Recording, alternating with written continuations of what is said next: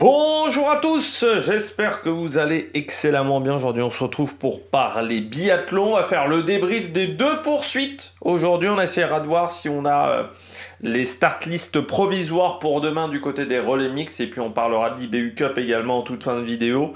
Ça a encore très bien marché du côté des Françaises. Des poursuites qui ont été un petit peu plus compliquées aujourd'hui du côté de la Coupe du Monde. N'hésitez pas à vous abonner à la chaîne, à réagir dans les commentaires, à mettre un pouce bleu, à partager la vidéo sur les réseaux sociaux, notamment auprès de vos proches. Je pensais que ça peut les intéresser. Les dernières vidéos ont bien marché, très bien marché, même la dernière pour du biathlon. J'étais assez surpris d'avoir autant de vues sur la dernière vidéo enfin sur les deux dernières vidéos biathlon même, parce que l'année dernière il y avait des performances du côté des Françaises et ça faisait pas autant de vues. Donc je vous remercie d'avoir regardé ces vidéos. N'hésitez pas à vous abonner, n'hésitez pas à rajouter la petite cloche, comme ça vous êtes au courant des dernières vidéos qui sortent sur la chaîne. Là ce soir, biathlon Dakar Vendée Globe, donc ça va être assez resserré au niveau des horaires de mise en ligne.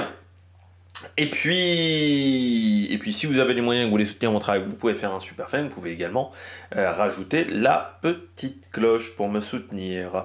On commence tout de suite avec ces deux poursuites. C'était des poursuites qui n'étaient pas évidentes.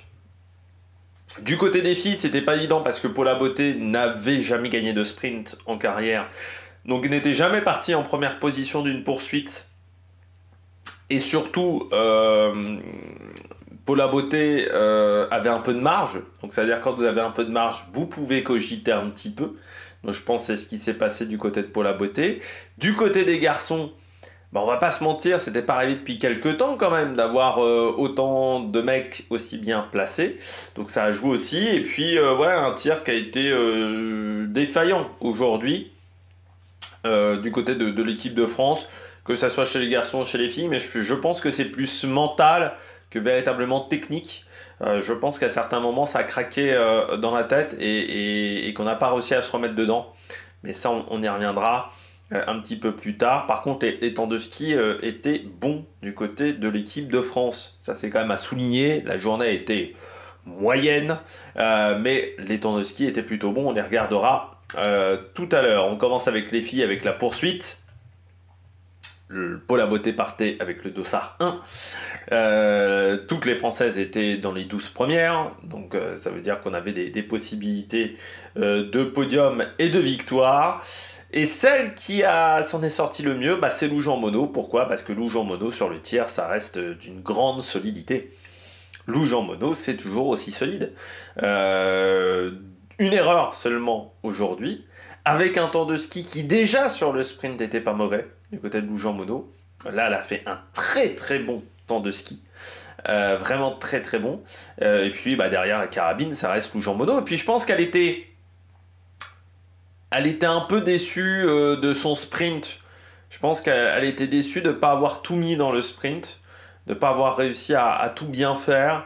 Et on sait que sur les courses à 4 tirs, Lou Jean Monod, ça reste une machine. Là, sur le debout, vraiment, il n'y a pas grand-chose à se reprocher. Pourtant, dans des conditions de vent qui étaient moins stables que pour les garçons hier, c'était un peu plus aléatoire de ce côté-là. Il y avait parfois des grosses rafales, mais Lou a vraiment très bien réussi à s'en sortir. Enfin voilà, elle a fait vraiment du gros travail. Du gros travail derrière la carabine, mais après c'est Lou Jean Monod. Aujourd'hui, pour moi, c'est l'une des filles les plus régulières du peloton.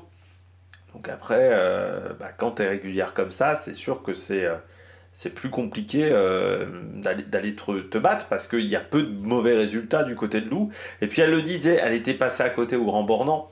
C'est vrai, hein, on en avait parlé et ça lui était vraiment resté en travers de la gorge. Je pense qu'elle n'a pas passé les très bonnes vacances, pour tout vous dire, Lou Jean Monod, parce que c'est une compétitrice, et passer à côté d'un rendez-vous que vous avez tellement attendu, parce que vous êtes peut-être passé un petit peu à côté mentalement au niveau de la pression, elle l'a dit, en interview jeudi, voilà, elle était passée à côté au niveau de la gestion de la pression. Et bien forcément c'est toujours difficile à gérer, et que là elle a été performante. Voilà, Lou Jean Monod, et surtout très bon tir de Lou, encore une fois, un 19 sur 20, il n'y a pas grand chose à se reprocher du côté de la française. Deuxième, une qui n'a pas tremblé, Marine Kierkegaard. On savait qu'elle était très forte dans les catégories jeunes, Kierkegaard. C'est-à-dire qu'en junior, en Coupe d'Europe, elle avait performé. En Coupe du Monde jusqu'à maintenant, elle n'avait pas réussi à tout mettre en place. Ça lui a pris plus de temps qu'une Paula Beauté, qu'une Océane Michelon, qu'une Jeanne Richard même, de réussir à tout mettre en place sur une course. Il lui manquait des courses références à Marine Kierkegaard. Hier, c'est une course référence, parce qu'elle fait un très bon tour de ski, mais ça, elle savait déjà le faire avant. Le problème, c'était le tir. Le tir était beaucoup plus compliqué pour Marine Kierkegaard. Et là, il y a le tir maintenant. Aujourd'hui, 18 sur 20. À Oberhof, c'est un bon résultat sur une poursuite. Et là, vraiment, elle met tout en place, elle ne se démonte pas. Je pense elle va peut-être avoir même des regrets parce que je trouve qu'elle fait un très bon dernier tour, Marine Kierkegaard.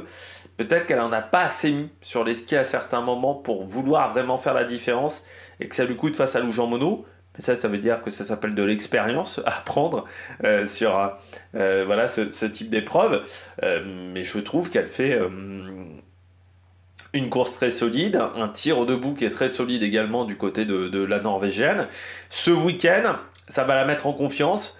Faudra voir du côté de Ruhpolding, parce que parfois c'est compliqué l'enchaînement, encore une fois, de ce mois de janvier, qui est très difficile normalement du côté du biathlon. Mais on voit une fille qui avait pas forcément fait un grand mois de décembre. Et je le dis toujours, mais des fois, quelqu'un qui fait pas un grand mois de décembre monte en puissance en janvier. Marine Kierkegaard, est-ce que ça serait pas la bonne surprise de la Norvège ? C'est vrai que ça n'a pas été facile du côté de la Norvège, avec Tendrevold qui a été absente. Il y a eu des courses très très compliquées pour les Norvégiennes au niveau du tir. Et là, Marine Kierkegaard va peut-être amener un petit peu de sang neuf dans cette équipe. Mais bravo, belle course du côté de Kierkegaard. Et elle tient son rang, deuxième hier, deuxième aujourd'hui. Bravo. Enfin, deuxième hier, deuxième jeudi plutôt. Et deuxième aujourd'hui, belle perf. Elvira Heuberg. Oh, le sprint n'était pas bon pour Elvira. Je l'ai pas... Enfin, je l'ai taillé un petit peu quand même. J'avais dit, le temps de ski est pas top. Parce qu'elle était derrière Kierkegaard en temps de ski déjà. Et le tir, c'est un peu comme d'habitude du côté d'Elvira, quoi. On voit pas beaucoup de progrès au fur et à mesure des années. Il y a encore ce manque de régularité au niveau du tir. Là, je trouve ce qui est intéressant sur cette course-là, pour moi, c'est peut-être l'une des meilleures poursuites de sa carrière. Parce qu'elle part quand même 37. Elle part 37. Je sais bien que pas mal de filles ont fait des erreurs sur le premier tour. Après le premier tir, elle est 23. Et ensuite, elle est remontée extrêmement fort. Avec un tir de qualité et un tir qui n'était pas très lent du côté d'Elvira Heuberg. J'ai eu l'impression que c'était plutôt du Elvira Heuberg plutôt intéressant. Après elle fait une bonne course, elle fait une énorme remontée, elle profite aussi des erreurs de certaines, notamment sur le debout, je pense à Océane Michelon et Jeanne Richard, mais elle fait quand même une super course. 19 sur 20 Oberhof, tu sais que t'es bien classé, il n'y a pas de surprise. T'es bien classé, elle fait une belle course, Océane Michelon. Elvira Heuberg, pardon, Océane Michelon aussi, mais Elvira Heuberg, elle fait une belle course. Sur les skis, c'était beaucoup mieux, beaucoup plus puissant. On l'a pas mal vu après le premier tir, parce qu'il y avait Franziska Preuss qui était encore pas très loin, donc il filmait énormément Elvira et Franziska Preuss. Et autant Franziska, j'avais pas l'impression que c'était exceptionnel sur le ski, pourtant le temps de ski est pas catastrophique, mais j'avais une impression visuelle qui était pas exceptionnelle. Autant Elvira, t'avais l'impression vraiment qu'il y avait de la puissance. Alors je me suis même dit à mi-course, est-ce qu'elle va tenir, parce que j'avais l'impression qu'elle était partie fort. Elle a plutôt tenu, elle fait un beau podium, en plus un petit peu au sprint sur la fin. Non, belle course de Elvira. Maintenant, il lui manque encore cette régularité au tir. Il faut qu'elle progresse là-dedans, parce que ça pourra lui jouer sinon des mauvais tours. Donc il faut vraiment progresser sur cette faculté à enchaîner les résultats. Et puis c'est un peu rassurant quand même du côté d'Elvira Heuberg, parce que c'est vrai que je m'étais dit jeudi, c'est comme d'habitude du côté de la Suède, ça commence fort en décembre, et puis en janvier ça commence à être dur, et en février c'est la cata. Bon, on verra demain, on verra aussi du côté de l'individuel, du côté d'Elvira Heuberg sur les temps de ski, mais la forme a l'air d'être encore là. J'avais des petits doutes jeudi, là elle a plutôt confirmé un petit peu l'inverse. Donc on verra du côté d'Elvire-Roberg, on suivra ça du côté des temps de ski attentivement. Océane Michelon, 18 sur 20. La dernière erreur sur le debout, elle fait un peu mal. Parce que avec une erreur en moins, elle finit deuxième, Océane. Et après, encore une fois, il faut rappeler, elle n'a pas tant d'expérience que ça en Coupe du Monde, Océane. L'année dernière, elle était en IBU Cup. On l'a vu avec Paula Beauté, il y a quand même une différence en termes de pression entre Coupe du Monde et IBU Cup. Elle savait, jeudi après son sprint, que samedi, elle pouvait faire quelque chose. Donc je pense qu'elle s'est mis un peu de pression sur les épaules. Et encore une fois, Océane Michelon, elle a 4 rendez-vous, 5 rendez-vous dans les pattes de Coupe du Monde à ce niveau-là. Donc c'est pas beaucoup. C'est pas beaucoup. Et là, elle arrive à mettre quand même les choses plutôt bien en place. Je trouve qu'elle est assez régulière aussi, un peu comme Lou Jean Monod.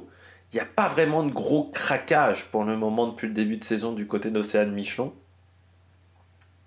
Il y a des erreurs, hein, il y a des courses qui sont un peu moyennes, mais il n'y a pas vraiment une course où elle passe complètement à côté. C'est ce qui fait qu'elle est plutôt bien placée, même au général de Coupe du Monde, on fera un point en fin de vidéo. Et je trouve qu'aujourd'hui, Océane, elle fait sa course. Elle fait sa course. C'est le dernier tiers qui est frustrant, mais bon, il y en a plus d'un qui a été frustrant aujourd'hui de dernier tiers.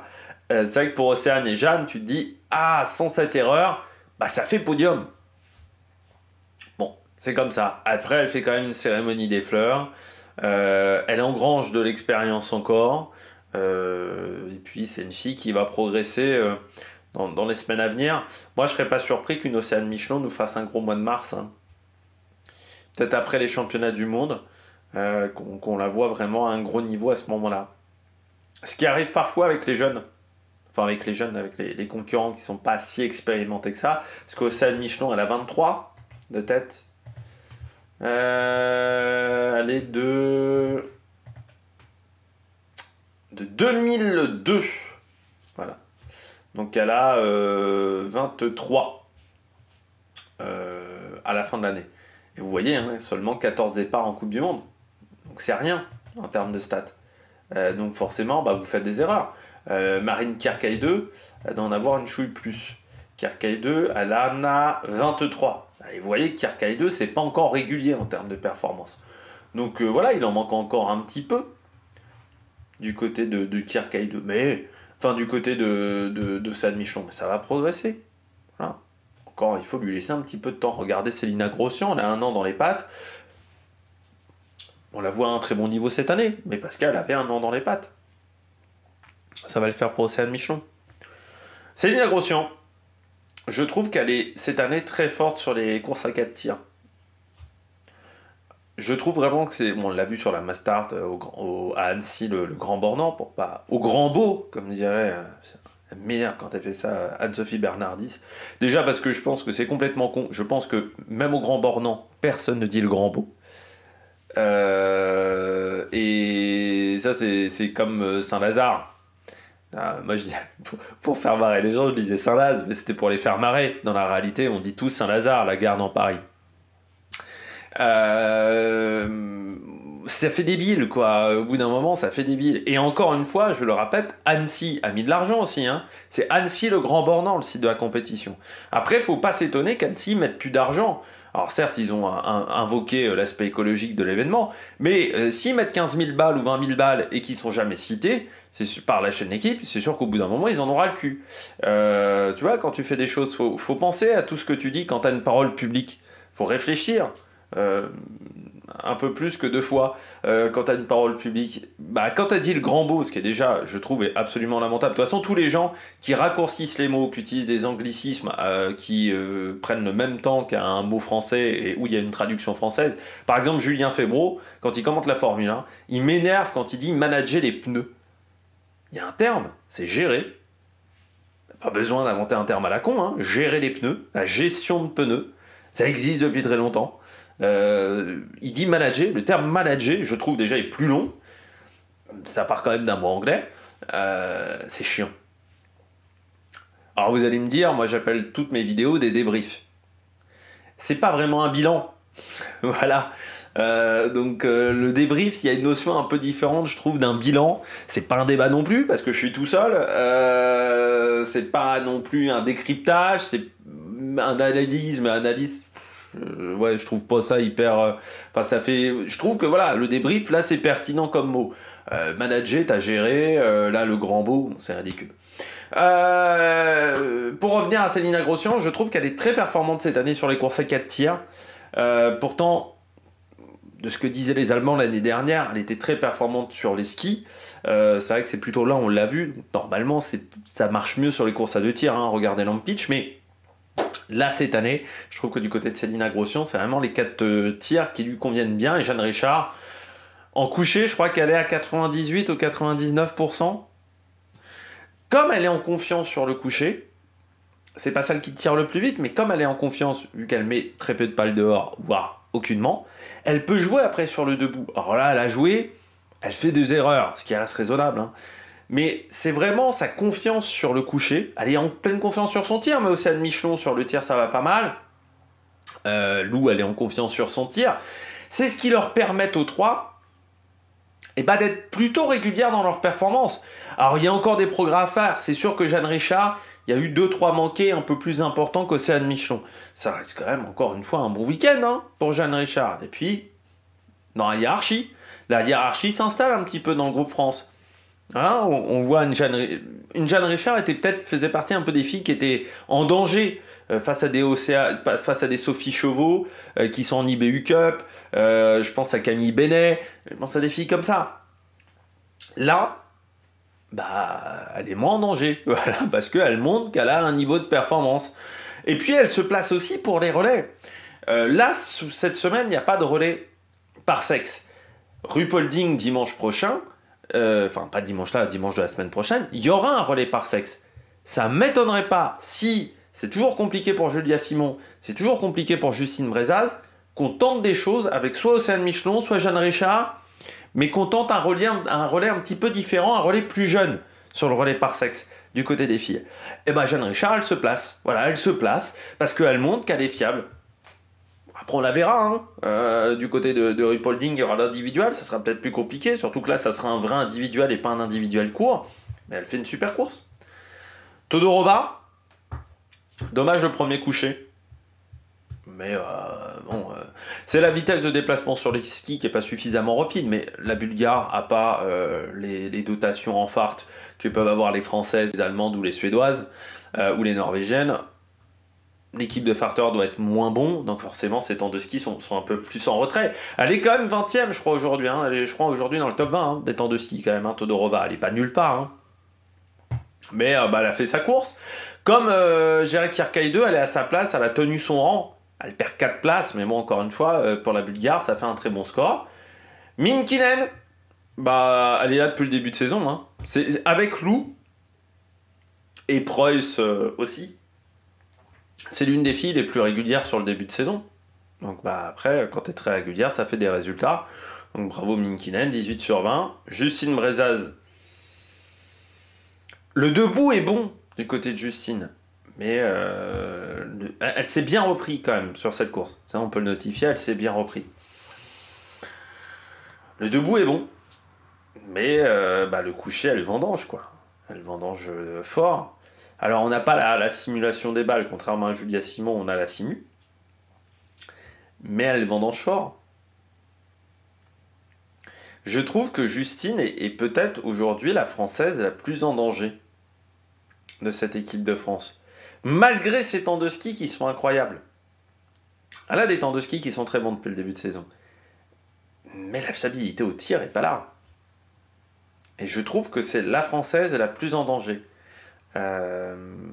Sur déjà sa place dans le relais, parce qu'aujourd'hui Lou est fiable. Alors il va falloir remplacer Sophie Chauveau, mais on voit qu'une Jeanne Richard, une Océane Michelon est totalement en capacité de le faire. Même une Paula Beauté, hein, potentiellement. Bon, Julia, on ne sait pas trop comment elle va se remettre de cette course, parce que là c'est dur quand même mentalement pour elle. Mais je trouve que pour le moment, si je prends les 6 Françaises, celle qui en ce moment me fait la moins bonne impression, c'est Justine.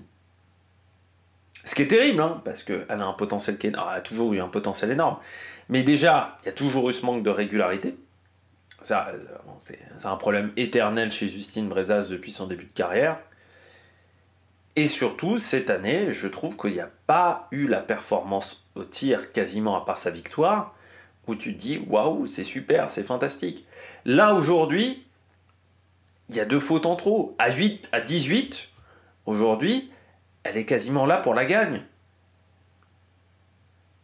Et malgré le fait qu'elle fait un temps de ski qui n'est pas exceptionnel, hein, Justine Brezaz. Hein. Elle est 3e aujourd'hui, mais elle est assez loin au final hein, de Lampic et d'Elvira Heuberg. Mais il y a trop de déchets au tir. Aujourd'hui, elle n'a pas la confiance au tir. Il n'y a qu'une seule course où elle a été forte au tir. Elle gagne cette épreuve. Mais sinon derrière, tu vois, son sprint il est pas parfait. Là où encore aujourd'hui c'est pas parfait. Alors dire pas parfait d'une fille qui fait quand même 4e, c'est dur. Mais elle finit pas le travail au niveau du tir. Donc là il y a un vrai truc à faire du côté de Justine. Et puis Julia Simon, vraiment je sais pas ce qui s'est passé sur le 1er de août. Parce que, alors c'est un peu pareil avec Florent Claude. Hein. Mais normalement, t'en rates une, t'en rates 2, tu stops, tu te reprends. Là, elle lui envoie les 5 balles sans se reprendre. Sans se reprendre du tout. C'est ça qui est terrible dans la course de Julia. C'est que Justine, sur le deuxième coucher, elle essaye de ralentir son tir, de se remettre dedans. Ça marche pas, mais elle essaye. Julia, on a l'impression qu'elle envoie les balles et puis voilà quoi. Ça passe pas. Et c'est depuis longtemps que j'avais pas vu autant de difficultés sur un tir. Parce que là, ça me rappelle son début de carrière. Sur le début de carrière, des fois, elle bazardait presque des courses comme ça, en ratant complètement son tir. Mais la 4 d'affilée, elle fait mal celle-là. Elle cogne, comme on dit. Hein. Faut se mouiller la nuque. Non, c'est terrible. C'est terrible pour Julia. Et puis, elle était complètement effondrée à l'arrivée. Mais depuis le début de saison, elle recherche cette performance au tir qu'elle n'a pas non plus. Hein. Il n'y a pas que Justine qui est en difficulté sur le tir. Il y a Julia aussi. Leur taux de réussite au tir n'est pas suffisant. Elle voit bien aussi que elle n'arrive pas à reprendre des points au général de la Coupe du Monde. Elle voit bien aussi qu'il y a des Françaises qui passent devant un peu dans la hiérarchie ou qui sont proches d'elle dans la hiérarchie. Alors après, on l'a déjà vu du côté de la Norvège, c'est pas facile d'avoir une concurrence interne aussi forte. Du côté de la Norvège chez les garçons, il y en a quelques-uns comme ça qui se sont effondrés. Hein. Parce que qui n'arrivent pas à mettre en avant. Je pense une fille qui s'était effondrée aussi chez les Françaises parce qu'elle vient de prendre sa retraite, Chloé Chevalier, qui s'était effondrée comme ça d'un coup en cours de saison. Elle avait complètement disparu, Chloé Chevalier. Mais là, Julia Simon, oui, c'est pas facile parce qu'il y a la pression interne. Peut-être aussi que ce qui l'affecte, Julia Simon, elle n'en parle pas, c'est qu'elle était quand même proche de Sophie Chauveau. Et de voir Sophie Chauveau redescendre en IBU Cup, se rater au Grand Bornand, ça l'a peut-être affecté quand même, Julia. Moi, je me souviens d'une Italienne qui était partie, ça avait affecté énormément Dorothée Avireur. Il y avait une Italienne qui avait même arrêté sa carrière, comme ça, qui avait, je sais plus, il y a 1 an ou 2 ans, que l'équipe italienne avait fait redescendre en IBU Cup. Et en Italie, quand tu redescends en IBU Cup, c'est vraiment, c'est vraiment un déclassement. Hein. C'est pas une nation qui est habituée à faire ça. Et je me souviens que Dorothée Avirard l'avait très très mal pris, il l'avait dit dans la presse. Est-ce que Julia Simon l'a pas mal pris? C'est une question qu'on peut se poser. Est-ce que aussi, avec l'affaire de la carte de crédit, on n'a pas l'impression comme ça qu'il y a une mauvaise ambiance en équipe de France, on n'est pas en interne. Est-ce que elle se retrouve maintenant un peu un 1 contre 5 en termes d'ambiance de groupe.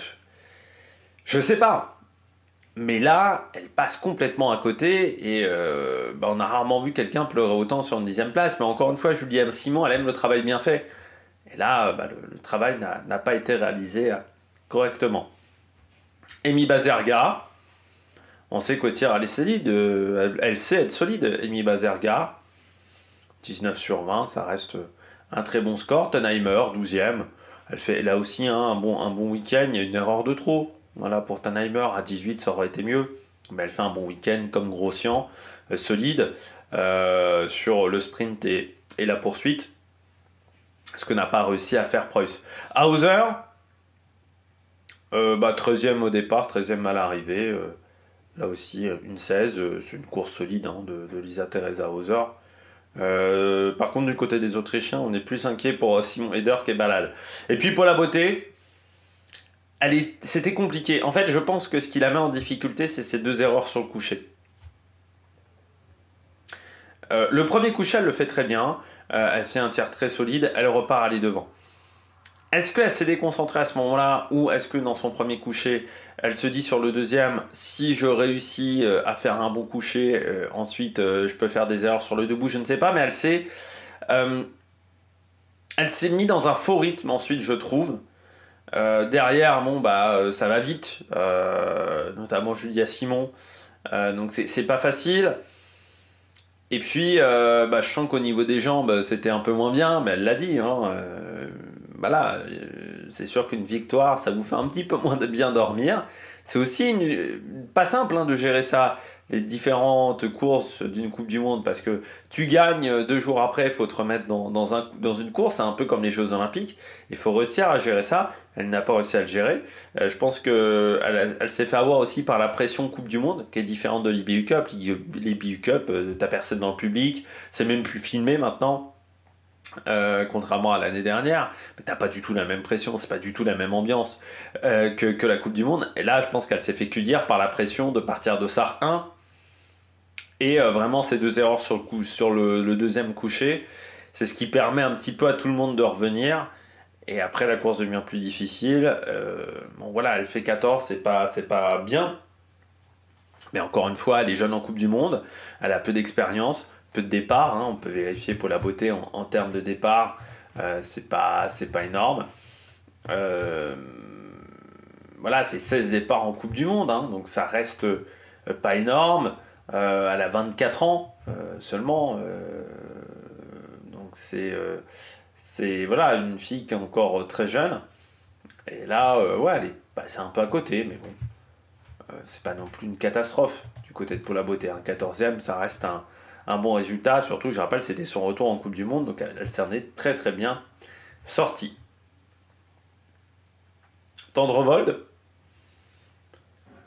sur les skis c'était un peu moins bien, elle a eu du mal à finir, mais ce qui peut se comprendre parce que encore une fois elle s'est assez peu entraînée, donc le foncier, il lui manque un petit peu de caisse, un petit peu d'endurance à Tendrevold.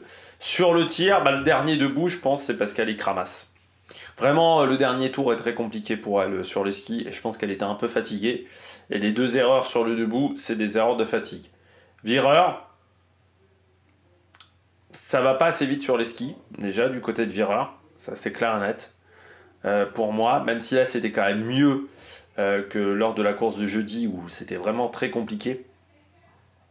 Après, 17 sur 20, là encore, je pense qu'il en manque encore un petit peu sur les fins de course du côté de Vireur. Peut-être aussi que du côté de Vireur, toute la communication autour de Lisa Vitozzi, entre la communication interne et la communication de Vitozzi, où des fois ça se contredit, ça a peut-être joué également au niveau psychologique pour toute l'équipe. Parce qu'on voit que peut-être que ça a joué en la défaveur de cette formation, tout simplement. On retrouve ensuite Leitonen. Lampic, j'ai suivi son début de course, elle était vraiment dans les skis d'Elvira. Puis après, c'est un peu plus compliqué pour elle, c'est dommage. Mais quand même, un 16 sur 20 pour Lampic. Sur une poursuite, c'est presque un bon score. Donc ça veut dire qu'il y a quand même des progrès au tir pour Lampic. même si ça manque encore de régularité, même s'il y a encore des erreurs. Encore une fois, je dis toujours, Lampitch, 18 sur 20, ça lui suffit sur une poursuite. Et sur des conditions difficiles, un 17, ça passe. Bon, voilà. Là, aujourd'hui, elle est à 16 sur 20. Bah, il lui faut 2 erreurs de moins. Encore une fois, Lampitch, il ne faut pas qu'elle se mette la pression et vouloir à tout prix faire le 20. Parce qu'avec ses qualités physiques, elle peut se contenter d'un 19, elle peut se contenter d'un 18 largement. Maintenant, c'est à elle de progresser sur la régularité de son tir. Je pense que là, il y a encore un travail à faire. Preuss, 17. Alors, j'avais l'impression que le temps de ski n'était pas énorme. C'est pas catastrophique du tout, du côté de Preuss. Mais je pense qu'elle a eu du mal avec la pression ce week-end. Elle fait une meilleure poursuite que le sprint de jeudi, mais elle arrive quand même avec le dossard jaune. On en avait un petit peu parlé, je crois, après le grand Annecy, le grand Bornand, où j'avais dit, après la Bastard, il faudra voir quand même comment on arrive à gérer la pression du public allemand, qui en plus n'a pas connu ça depuis quelques temps. D'avoir une Allemande bien placée ou des Allemands vraiment en forme. C'est un peu comme l'équipe de France, hein. C'est des nations qui ont eu un petit peu plus de mal. L'équipe de France chez les garçons et l'Allemagne en général avait eu du mal, notamment sur les championnats du monde d'Oberhof. Et là, c'est vrai qu'il y avait de la pression sur ses épaules. Ça a été compliqué à gérer. Et bon, comme nous, Jean Monod au Grand Bornand, qui a souffert également. Et puis ensuite, Idalienne, Knoten, 17 et 16 sur 20, Gasparine, Notelli à 16, Randby à 15. C'est dommage, Randby, parce qu'en début de course, ça a été vraiment bien. Elle était dans l'allure. Elle était aux alentours de la 18e, 17e place. Et puis, bon, bah après, elle a un peu craqué, hein, pour tout vous dire. Et puis, Sofia Schneider et les Namo, la finlandaise, qui n'a pas réussi à tenir la cadence. Si on redescend un petit peu dans le classement, Komola a bien progressé, Anna Heuberg aussi, mais alors c'est fou parce qu'Anna Heuberg elle est quand même remontée au classement, elle partait 55e, il y a eu quand même des abandons aujourd'hui, mais la course est pas bonne. Le temps de ski est quand même mieux, elle est dans le top 10 aujourd'hui des temps de ski, alors que sur le sprint c'était vraiment pas ça. Par contre le tir pour du Anna Heuberg c'est pas bien, hein. Encore une fois 13 sur 20 aujourd'hui, bon, c'est pas top, hein. Surtout comme pour Anna Heuberg. Les Nike grosses, là aussi 6 erreurs, même 7 pardon, du côté de les Nike grosses, et un temps de ski pas fou, bon elle est un peu ralentie sur la fin, mais une journée difficile, si on redescend le classement.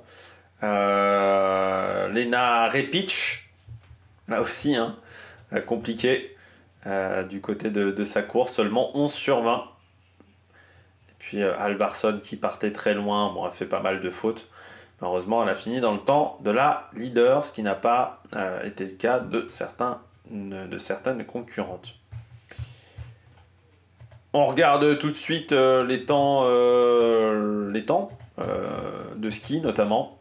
Lou, 7ème. Encore un très bon temps de ski, en sachant que vous voyez qu'elle relâche bien sur le dernier tour parce qu'elle avait quand même un petit peu de marche.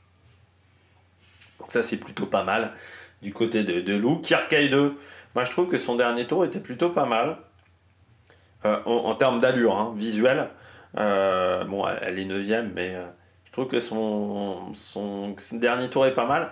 Quand vous voyez, comme je vous disais, à un moment elle aurait peut-être dû en mettre plus sur les premiers tours. Vous voyez, bon, elle était dans le petit train-train derrière. Et contrairement à Elvira Heuberg, là je pense qu'il y avait quelque chose à faire. Elvira, gros tempo aujourd'hui, parce qu'elle avait rien à perdre, hein. Il fallait de toute manière qu'elle cravache pour faire un résultat aujourd'hui. Elle le fait. Le temps de tir est pas mal, hein. Je disais 25e et 16e. Là il y a vraiment un progrès là-dessus. Et Lou va regarder un petit peu son range time, 33. Je dirais qu'elle est plutôt dans sa moyenne haute de la saison, dans ce score-là. Océane Michelon, une 10 aujourd'hui. Elle est dans le petit train-train derrière sur les premiers tours, donc elle est restée bien au chaud, on va dire. Sur la fin, elle arrive à réaccélérer quand même pas mal dans le dernier tour. Il ne manque pas grand-chose, ça c'est Elvira, hein, quand on regarde dans le dernier tour, hein, 3 secondes 2. Donc elle fait un bon dernier tour, hein, la bagarre. Voilà, il lui en manque un petit peu. Salina Grossian, Temps de ski totalement correct, hein, 13e c'est très bien. Le temps de tir, cette semaine elle est vraiment très rapide en tir. Hein. 3e, chapeau. Et puis Jeanne Richard, alors très bon temps de ski hein, pour Jeanne, hein. 4e temps. Donc ça c'est très très bien pour Jeanne. Il faudra construire sur ce temps de ski. Et puis 32e en range time, c'est pas dégueu non plus pour elle. Todorova, comme je vous avais dit, 20e temps de ski. Minkinen 21e. Justine 3e. Alors, on voit qu'elle relâche quand même hein, dans le dernier tour, mais on voit surtout que, à part le premier tour, sinon, derrière, elle est peut-être partie un peu vite aussi, hein, mais derrière, c'était pas exceptionnel. Et son temps de tir est quand même très lent, je trouve notamment... Ah oui, parce que j'ai oublié de vous parler de ça aussi sur son temps de tir. Les deux couchers, son temps de tir est affreusement long. Notamment, elle met un temps dingue à lâcher sa première balle, Justine. Donc, je sais pas ce qui s'est passé aujourd'hui sur le coucher. C'est vrai du côté de Justine, parce que j'ai oublié d'en parler, elle met un temps fou à lâcher sa première balle. Pareil sur le deuxième coucher, c'est pas rapide, ça a été très dur sur les deux couchers. Voilà, je sais pas ce qui s'est passé pour elle. Julia, bah, comme je vous disais, hein, ce fameux troisième tir en 20 secondes 2. Donc elle s'est absolument pas reprise, hein, parce que vous voyez qu'elle fait 20 secondes 2, donc même plus rapide que son dernier tir. Et ça c'est quand même assez incroyable, parce que le temps de ski était bon, même plutôt très bon par rapport à ce qu'elle a fait cette saison du côté de Julia, mais un temps enfin voilà, un tir catastrophique. Bazerga, Tenheimer, 17e temps de ski, c'est bien pour Tenheimer. Bazerga, on voit sur les temps de ski c'est plus compliqué, mais le temps de tir était vraiment bon. À Hauser, 26 et 21e sur le temps de tir. Pour la beauté, bah on voit, hein, les jambes étaient moins bonnes. Hein. 31e seulement, elle était dans le top 10 sur le sprint, ou dans le top 15, je sais plus. Donc vraiment, elle a eu du mal sur cette course, notamment dans le dernier tour. Hein. Vous voyez qu'elle a vraiment complètement explosé sur le dernier tour. Par contre, le temps de tir était bon, mais voilà, trop de fautes aujourd'hui. Sur ce tir, un peu trop rapide peut-être même. Tendrevold, ouais, temps de ski qui était moins bien, vous voyez, ça se joue notamment sur le dernier tour, où elle n'arrive pas à remettre, hein, 17e du dernier tour, donc pas beaucoup mieux que Dorothée Avireur en passant. Voilà, il a manqué un petit peu de foncier, et pareil pour Dorothée Avireur, hein, c'est un peu le même problème avec un temps de ski qui était bien meilleur. 12e, j'avais dit 9e, c'était 12e aujourd'hui pour Vireur. Lampitch, bon, deuxième temps de ski. Après, c'est vrai qu'Elvira, je suis en train de voir, j'avais pas regardé le temps qu'avait de retard Elvira. J'ai été un peu méchant avec Justine parce qu'au final, en fait, c'est Elvira qui a mis 30 secondes à tout le monde. C'est vraiment Elvira qui était au-dessus aujourd'hui. Et puis Carrara, Preuss, donc, comme je vous disais, pas catastrophique sur le temps de ski, 8e. Mais un tir pas excellent. Voilà, devant une Daldienne et Knoten derrière. Et puis, si on redescend, Sophia Schneider, temps de ski intéressant aussi, pour elle. Puis si je descends un petit peu, comme là, un petit peu loin, Anna Heuberg, voilà, c'était 9e temps. Voilà, c'est Anna Heuberg que j'avais dit 9e temps. Je me suis endormi dans ma vidéo, dis donc. 9e temps pour Anna Heuberg avec deuxième temps de tir. Donc, temps de tir très bon. Par contre, trop d'erreurs. Donc là, il faudra corriger ça du côté de la Suédoise. Ça sera son gros travail. La course des garçons, désormais. On va regarder un petit peu ce qui s'est passé avec hier triplé français, aujourd'hui triplé norvégien. On reprend un petit peu les bonnes vieilles habitudes du côté des Norvégiens. Hier, je pense qu'ils ont été extrêmement contents de leur course, les Norvégiens. À part Sturla qui fait une course correcte, hein, totalement correcte sur son sprint. C'est vrai que les autres Norvégiens, Johannes Bö, c'était un peu raté au niveau du tir. Tarjei, moi j'avais trouvé que le temps de ski n'était pas exceptionnel. Swerum, il y avait eu aussi un peu trop de fautes pour pouvoir faire son fameux dernier tour et que ça soit très bon de ce côté-là. Donc c'est vrai que du côté de cette équipe de Norvège, la sprint n'était pas excellent, donc on voulait un peu se refaire la cerise du côté de la poursuite. Mais on voit, Julia Simon par exemple n'a pas réussi à le faire. Elle s'est peut-être mis un peu trop la pression, Julia Simon, en voulant à ce point-là revenir aux avant-postes. Ce qui n'a pas été le cas du côté de la Norvège. Parce que la Norvège, c'est solide aussi. Mais surtout, la Norvège, au tir cette année, ça marche. C'est déjà ça. Par rapport à une Julia Simon qui est plus en délicatesse de ce côté-là. Et avec Sturla la grid, je dirais c'est la version masculine de Lou Jean Monod. Hein. Sturla, c'est une fiabilité. C'est une fiabilité aujourd'hui au tir. Pas de chance pour lui, il y a Johannes Beu en fait, pour le moment. Mais on sait que Sturla, il a une fiabilité aujourd'hui sur les tirs. Et encore aujourd'hui, il fait qu'un 18. Hein. Il pourrait presque être considéré comme un mauvais score du côté de Sturla. Encore une fois, on a Oberhof.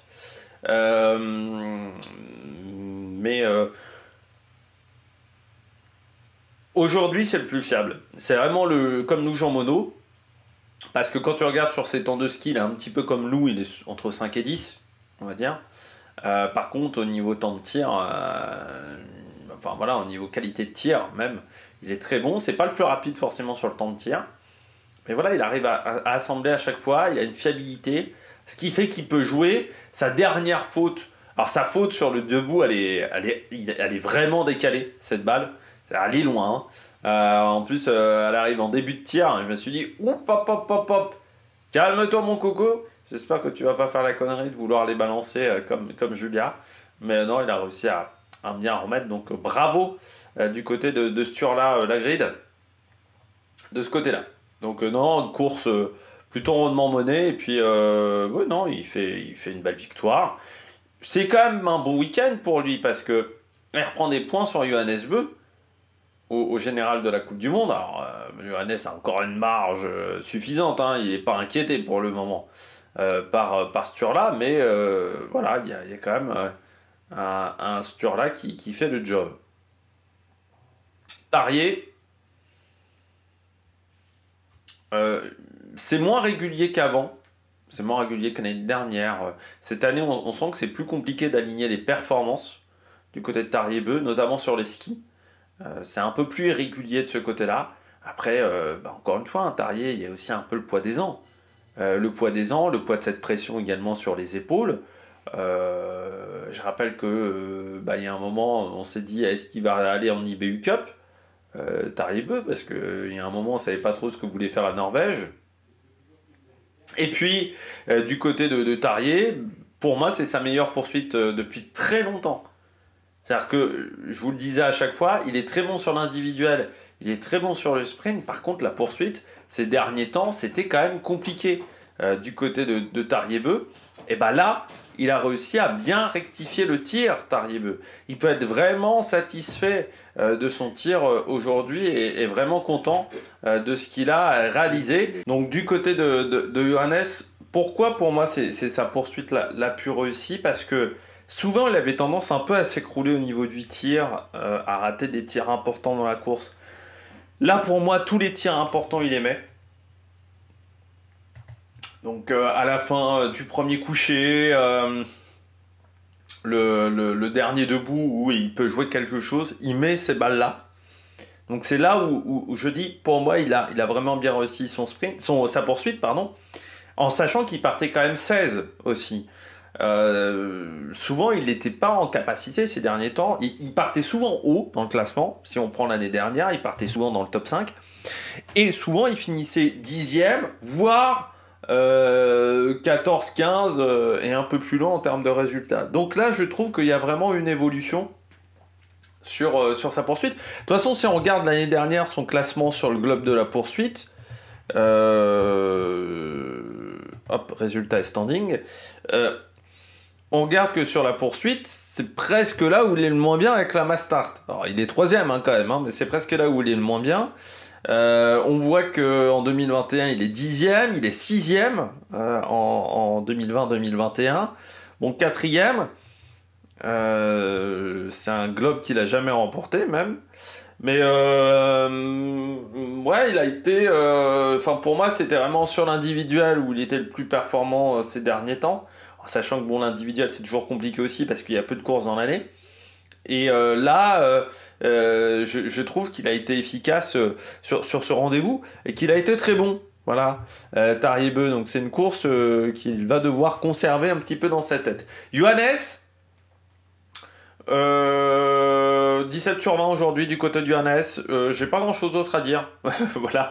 Non, j'ai suivi sa course. Hein. J'ai suivi notamment son premier tir. Où j'ai été très inquiet, même en me disant putain, il commence déjà avec 2 fautes. Ça peut être une hécatombe aujourd'hui pour Johannes Beu. Ça le plombe d'entrée. C'est ça qui est dommageable. Avec un premier tir que j'ai pas trouvé hyper rapide. Mais un premier tir où il y a quand même pas mal de personnes qui ratent des balles. Ouais, sur la rate, Quentin rate, Eric aussi. Donc peut-être que les concurrents ont été surpris des conditions climatiques.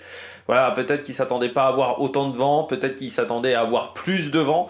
Mais j'ai l'impression qu'entre le tir de réglage et le premier tir sur le coucher, il y a eu quand même des erreurs là-dessus. Ensuite, bon, la course est plutôt solide. Hein. Si tu prends, il fait 14 sur 15 sur les 3 autres tirs. Mais c'est vrai que ce tir de départ le plombe, parce que l'oblige à faire une course à chaque fois de derrière, donc à chaque fois à remonter un peu comme Elvira Heuberg, à mettre beaucoup d'énergie. C'est ce qui lui manque peut-être un petit peu sur la fin. Quentin, c'est pas suffisant au tir. Voilà, 15 sur 20. Alors tu vois que les jambes sont quand même très bonnes, parce qu'avec un 15 sur 20, il fait quand même quatrième, mais c'est pas suffisant. Et le tir qui avait été bon la veille, eh bien, il n'a pas réussi à reproduire ça. C'est un peu le problème de cette équipe de France chez les garçons pour le moment, c'est qu'on est capable de faire des bonnes perfs, mais on n'est pas capable de faire régulièrement des bonnes perfs. Pour tout vous dire, je pense qu'au championnat du monde, il y aura des médailles pour l'équipe de France. Mais il y a peut-être des concurrents qui vont passer à côté sur certaines courses. C'est ce qui nous manque encore pour aller chercher des globes. C'est cette régularité. Mais Quentin va être rassuré sur ses jambes.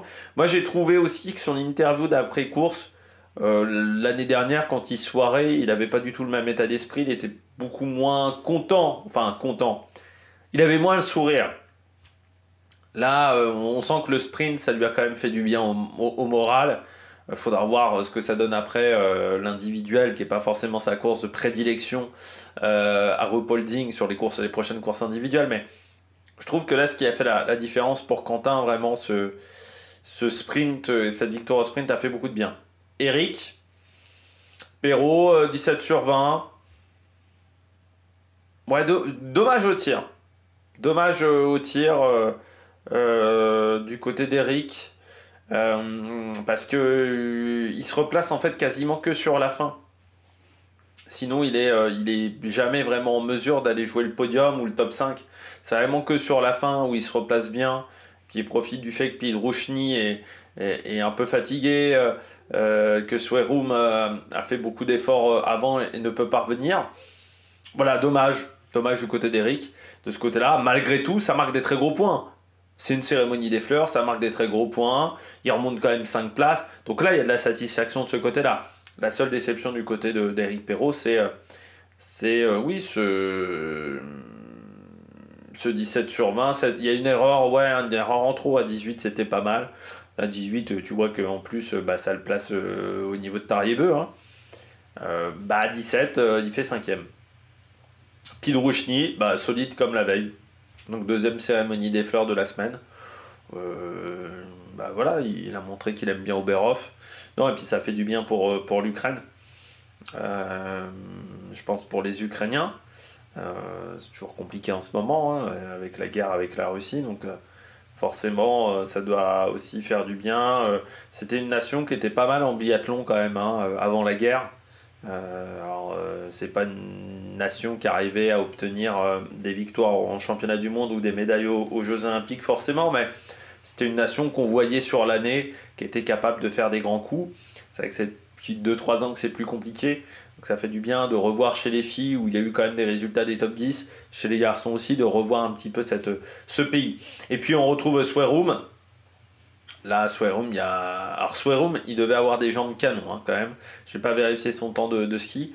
Parce que 16 sur 20, 31 secondes, aujourd'hui, une erreur en moins, à 17, il était sur le podium aussi. Hein. Non, c'est fort ce qu'a fait Sweroum, quand même, sur le temps de ski. Dommage que ça n'a pas réussi à aligner sur les tirs. Alors vous remarquerez que c'est à chaque fois sur le premier tir. Le premier tir couché, le premier tir debout, il a fait ses 2 fautes. Donc c'est-à-dire qu'il y a une bonne chose, c'est qu'à chaque fois il a réussi à rectifier, Donc il a réussi à trouver la solution. Donc ça, au niveau mental et au niveau de son expérience, c'est intéressant. Bon, dommage qu'il n'avait pas la solution d'entrée du côté de Sweroom dès les réglages. Et puis Niklas Hardweg, 17 sur 20. Stromsheim, un temps de ski qui est raisonnable par rapport à ce qu'il a montré quelques fois. Il savait qu'il était un peu sur la sellette quand même, Stromsheim, parce que il y a Christiansen, il y a notre ami... j'ai oublié son nom, Dalleux, pardon, qui est en IBU Cup surtout et qui est très fort en IBU Cup, donc il toque à la porte, hein, comme on dit Yannis Dalleux. Donc Stromsheim, il savait qu'il fallait qu'il se montre. Hier, sur le sprint, c'était moyen. Là, aujourd'hui, il fait une belle remontée, un bon 18 sur 20. Donc ça va marquer un petit peu les esprits. Puis Martin Ponsiluoma. Il y a toujours des craquantes chez Ponsiluoma. Là, le premier couché, il y en a 3 à côté. Ensuite, il fait 14 sur 15. Le premier couché, il passe à côté. Donc, difficile. Pour Emilien, ouais, j'ai eu peur qu'il fasse comme Julia. Vraiment. Bon, ça s'est joué à une balle près. Comme Emilien, comme Fabien Claude aussi, qui s'est retrouvé dans la même situation. Plutôt que Florent Claude. Je suis trompé de frère Claude. Ouais, Emilien, ça a été difficile aujourd'hui. 15 sur 20, 3 erreurs sur le premier debout. Alors lui aussi rectifiait bien le tir ensuite. Mais c'est vrai que ça fait mal, surtout que ses derniers debout étaient très bons. Sur les différentes courses, il faisait assez peu d'erreurs sur le debout avec une belle efficacité, une belle vitesse de tir.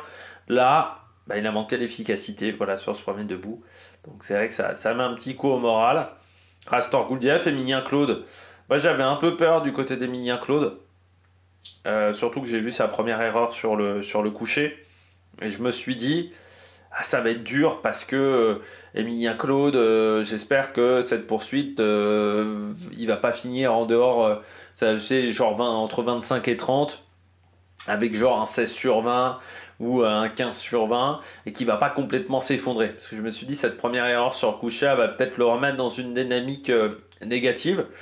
Et puis non, il arrive à s'en sortir, il fait un 17 sur 20, il reste quand même dans le top 15, ça marque quand même des points.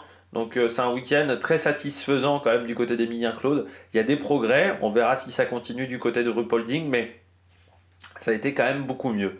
Et puis ensuite, Tero Sepala, Campbell White. Dommage Campbell White, parce que les couchers étaient très bons.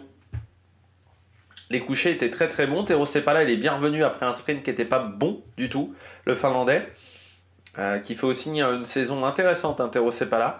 Et Campbell White, ouais, dommage, parce que le coucher était vraiment très bon. Il était super bien. Et puis, peut-être qu'il s'est un peu emballé. Je n'ai pas trop regardé ses temps de ski, on regardera ça ensemble. Et que ça a été compliqué ensuite à gérer. Puis on retrouve Philippe Navrat. Justus Strello, les Allemands qui partaient quand même assez loin. Alors Strello, malgré un 19 sur 20, il n'est pas vraiment remonté. Donc le temps de ski ne devait pas être top. Fabien Claude, 18. Ouais. En fait, ce qui lui manque cette année, c'est qu'il fait des bons sprints, mais qu'il n'arrive pas à enchaîner avec des bonnes poursuites. L'année dernière, c'était le contraire. Il ratait ses sprints, il faisait des bonnes poursuites. Ça serait bien de réussir à enchaîner, à enquiller les deux. Je pense qu'il s'est vraiment fait peur sur le premier debout. Mais il nous a fait une Julia Simon, quoi. En gros, il fait 5 erreurs. Bon, il le disait, il a vu ce qu'a fait Julia avant. Il disait que c'était peut-être un problème sur son arme. C'est ce qu'a dit également Emilien Claude. Alors ça semble assez surprenant. C'est vrai que bon, ça m'a vraiment surpris. Mais il disait j'avais un problème au niveau du canon. Donc en fait je pouvais pas faire des sans faute sur la première partie de saison parce que en fait j'avais un problème avec mon canon, ce qui faisait que je pouvais pas faire des tirs de bonne qualité. Et Fabien Claude, il disait il a un poids en fait sur le bout de la carabine. Et il pensait qu'il n'y avait pas suffisamment de vent en fait pour mettre ce poids et qu'il avait fait une erreur d'équipement pour le debout. Bon, c'est un sport technique, donc si c'est ça, c'est dommage. Mais après, c'est dommage pour le résultat du jour. Par contre, ça montre qu'il est plutôt dans une bonne dynamique. Parce que si c'est 5 erreurs sur ces 10 tirs, c'est lié à cette raison-là, ça veut dire que c'est un peu rassurant sur l'état de forme quand même. Et puis Antonin Guigona, oui, qui avait vécu un sprint pour excellent. avec un temps de ski qui était raisonnable hein, pour du Antonin Guigona, encore une fois, il était dans le top 30, mais un tir qui avait été moins bon. Bah là, aujourd'hui, je trouve qu'il avait vraiment une belle performance sur les skis. Alors, je voudrais voir son temps de ski. Et puis, 18 sur 20, donc là, il peut être satisfait de lui, hein, Antonin, avec en plus un 10 sur 10 sur le coucher. Et puis Samuelsson, bon, c'est la Suède, hein, j'ai envie de dire, chez les garçons, 15 sur 20 aujourd'hui, donc c'est pas suffisant.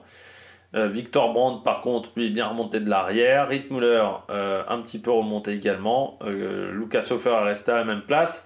Jakob Fak, c'est rare ça, 17 sur 20 pour Jakob Fak.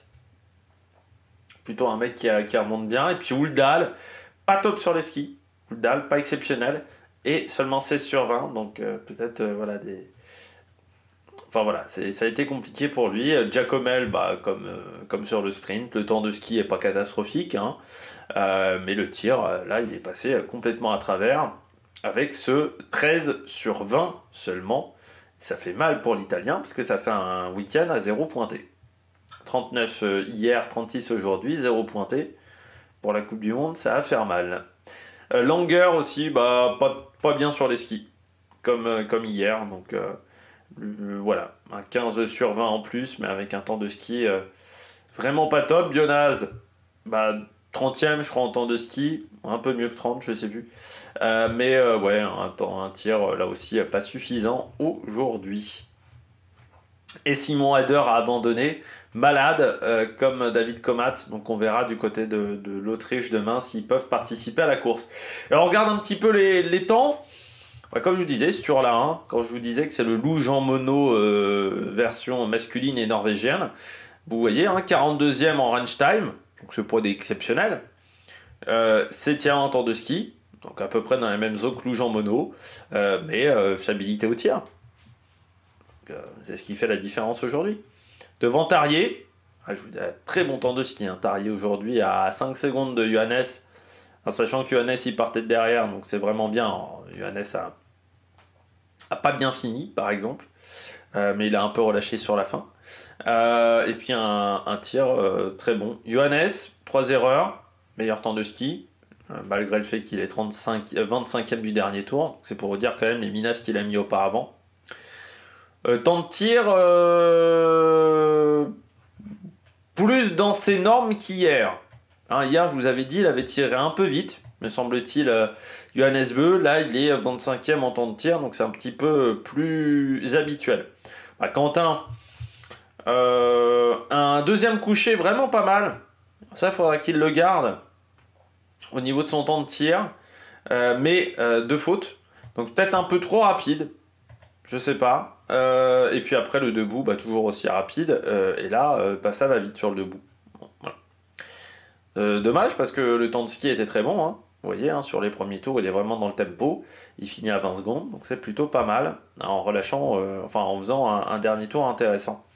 Et en partant pourtant en solitaire. Eric Perrault, 9e, donc un temps de ski bon. Encore un petit peu de mal à finir ses courses, Eric. C'est là-dessus qu'il doit travailler. Sur ses fins de tour, vous voyez, les deux derniers tours sont moins bien que les premiers en termes de perte de temps. Donc là, il y a un petit truc à travailler encore. Pidrouchny, 21e, parce que tu as à peu près Zola hier en termes de temps de ski. 3e en temps de tir, c'est vraiment bien, devant Swerum.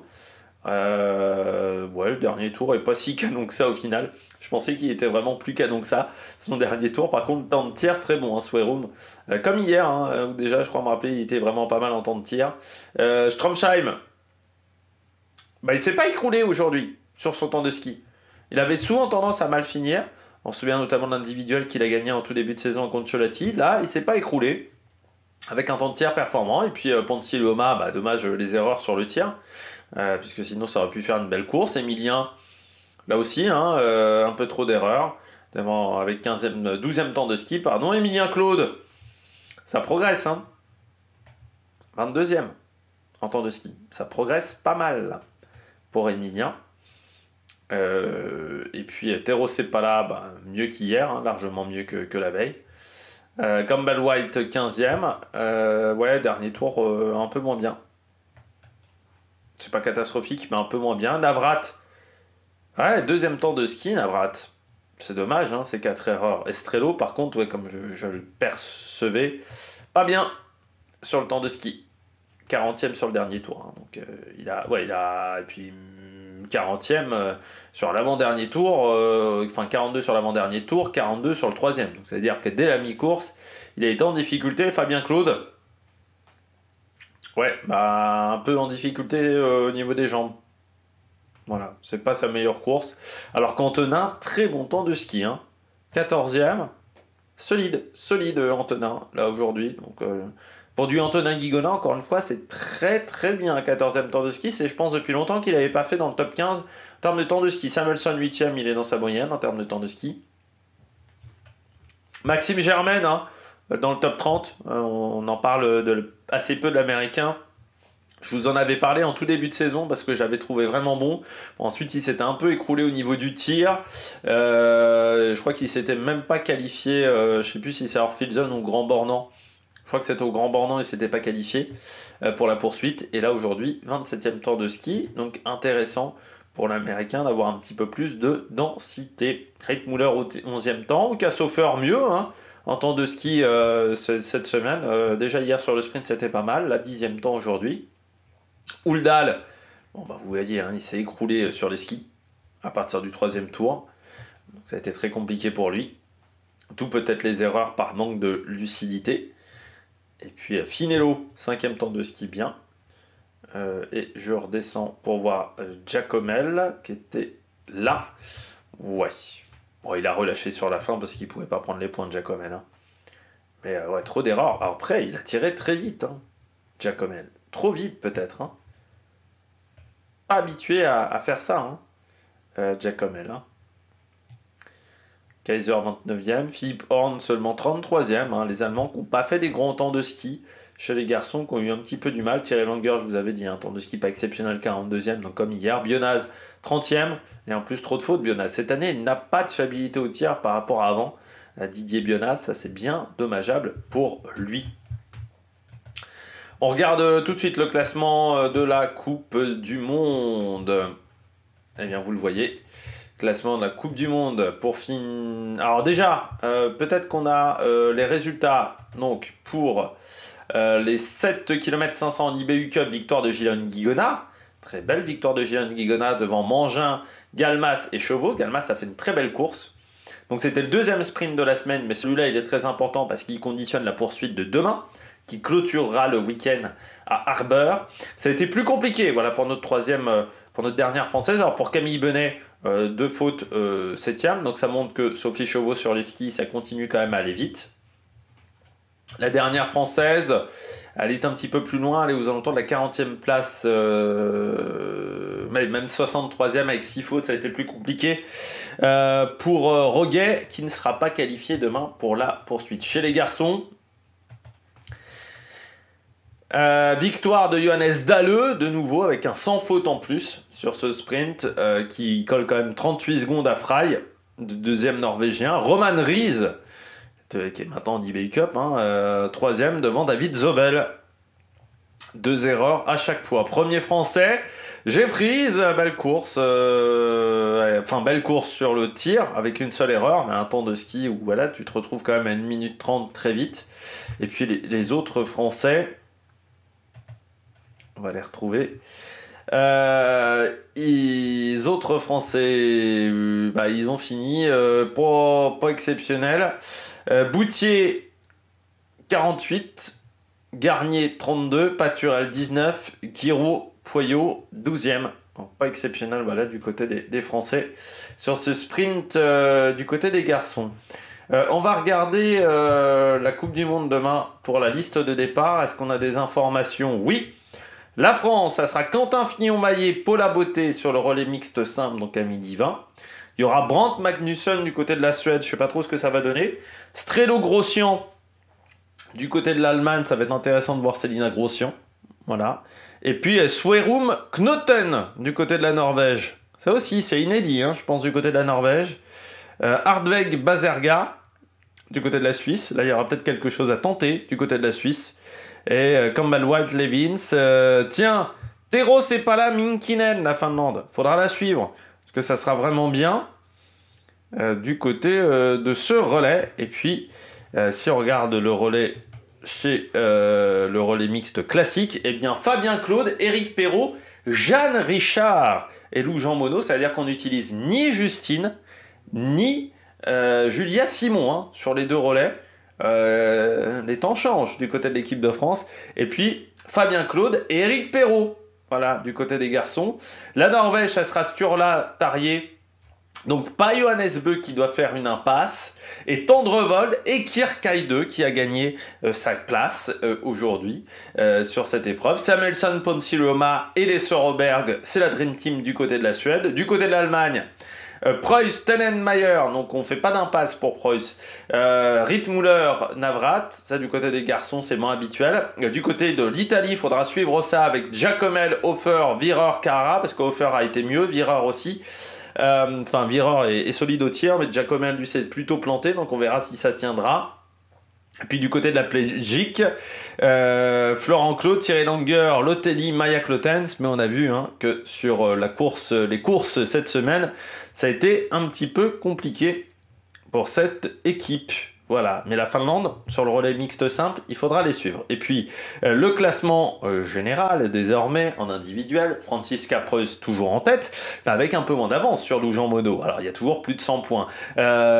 Franziska Preuss, 599, et 116 points derrière, on a Lou Jean Monod. On retrouve ensuite Elvira Heuberg, Julia Simon, qui reste un peu plantée à 375 points, on va dire, juste devant Minkinen, juste Breza Jeanne Richard, qui est 7ème, belle saison de Jeanne Richard. On le voit devant Célina Grossian, Océane Michelon. Vanessa Voigt, je rappelle Vanessa Voigt qui ne s'était pas qualifiée pour la poursuite après un mauvais résultat aujourd'hui. Et puis Kierkeide, qui avec ses deux courses va peut-être monter dans le top 10. Wierer 13ème. Rarement vu Dorothea Wierer aussi loin, surtout alors qu'elle a fait toutes les courses jusqu'à maintenant.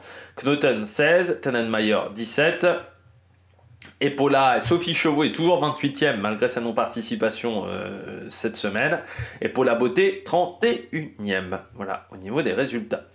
Gilone Guigona est elle aussi 41e, hein. Toujours là aussi Gilone.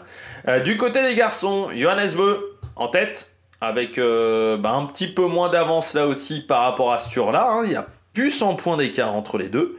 On retrouve ensuite Emilien Jacquelin et Éric Perrault qui sont 3 et 4. Éric qui revient un petit peu sur Emilien. Samuelsson, Swerum, Quentin Fignon-Maillet et Fabien Claude qui sont dans le top 10, juste devant Tarrier-Beu et Philippe Navrat, Stromsheim 15e, Giacomel qui est descend 17e, juste devant Christiansen, donc c'est pas fou. Et puis Antonin Guigona, 21e pour le moment, devant Martin Ponsiluoma hein, quand même.